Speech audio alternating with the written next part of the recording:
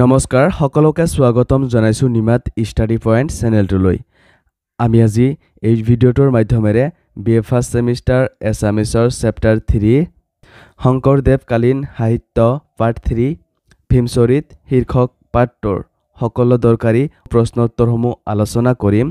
যদি তুমি এতিয়ালৈকে এই চেনেলটো সাবস্ক্ৰাইব কৰা নাই তেন্তে প্লিজ চেনেলটো সাবস্ক্ৰাইব কৰি দিবা আৰু এইটো ভিডিঅ' তোমালোকৰ বন্ধুবৰ্গ অথবা তোমালোকৰ এছামিছৰ হোৱাটছআপ গ্ৰুপত শ্বেয়াৰ কৰি দিবা মৰমৰ ছাত্ৰ-ছাত্ৰীসকল এইটো ভিডিঅ'ৰ ডেসক্ৰিপশ্যনত বিএ ফাৰ্ষ্ট সেমিষ্টাৰ এছামিছৰ সকলোবোৰ চেপ্টাৰৰ ভিডিঅ'ৰ প্লেলিষ্ট দিয়া আছে তোমালোকে চাই ল'বা সবলা তেন্তে বেছি পলম নকৰি প্ৰশ্ন উত্তৰসমূহ আলোচনা কৰোঁ অতি চমু প্ৰশ্ন উত্তৰ কোৱেশ্চন নম্বৰ 1 ভীমচৰিতৰ কবি কোন উত্তৰ ৰাম সৰস্বতী কোৱেশ্চন নম্বৰ 2 কবি ৰাম সৰস্বতী কোন যুগৰ কবি উত্তৰ শংকৰী যুগৰ কবি কোৱেশ্চন নম্বৰ 3 ৰাম সৰস্বতীৰ এখন বোধ কাব্যৰ নাম লিখা উত্তৰ খটকাসুৰ বধ বা জংখাসুৰ বধ কোৱেশ্চন নম্বৰ 4 ভীমচৰিত কোন শ্ৰেণীৰ কাব্য উত্তৰ বধ কাব্য কোৱেশ্চন নম্বৰ 5 বৃষভ বান্ধিলা নিয়া বীৰ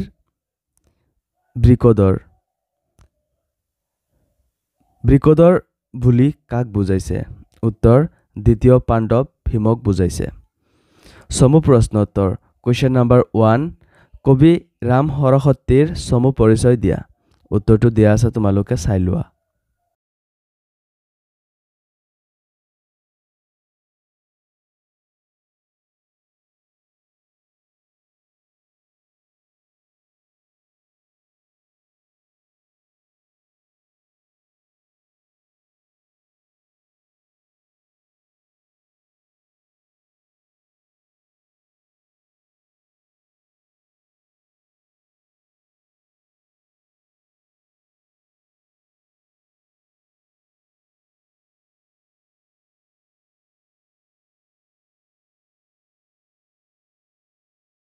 Question number 2 কবি ৰাম সৰস্বতীৰ কাব্যকৃতিৰ পৰিচয় দিয়া উত্তৰটো চাই লোৱা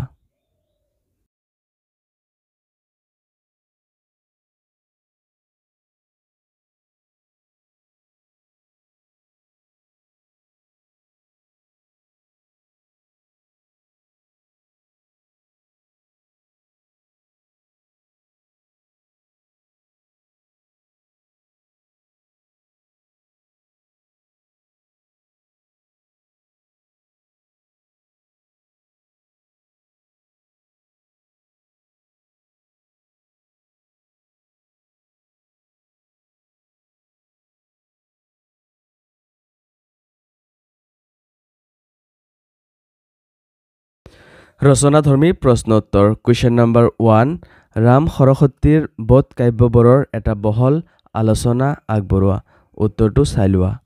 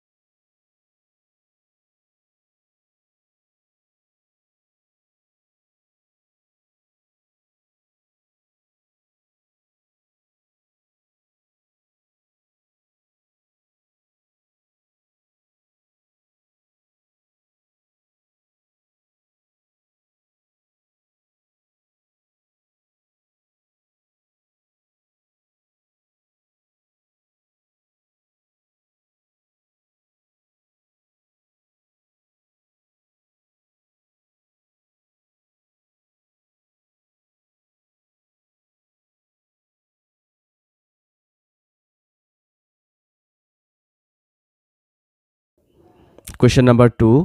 ৰাম সৰস্বতীৰ বোধ কাব্যসমূহৰ সাধাৰণ বৈশিষ্ট্য আলোচনা কৰা উত্তৰটো চাই লোৱা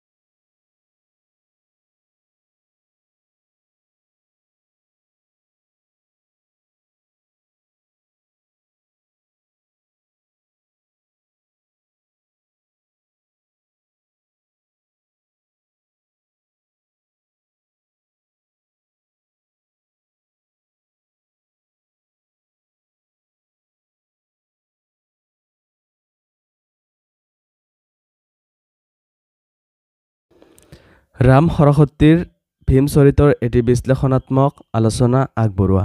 উত্তৰটো চাই লোৱা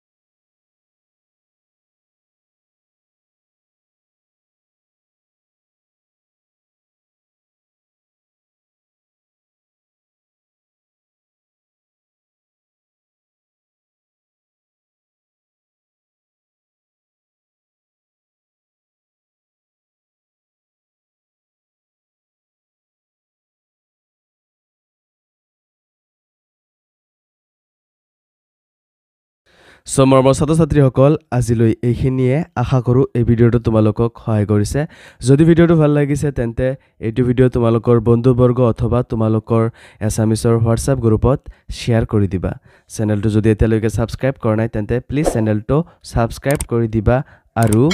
এইটো ভিডিঅ'ৰ ডেছক্ৰিপশ্যনত BA ফাৰ্ষ্ট ছেমিষ্টাৰ এছামিছৰ সকলোবোৰ চেপ্টাৰৰ ভিডিঅ'ৰ প্লেলিষ্ট দিয়া আছে তোমালোকে চাই ল'বা ধন্যবাদ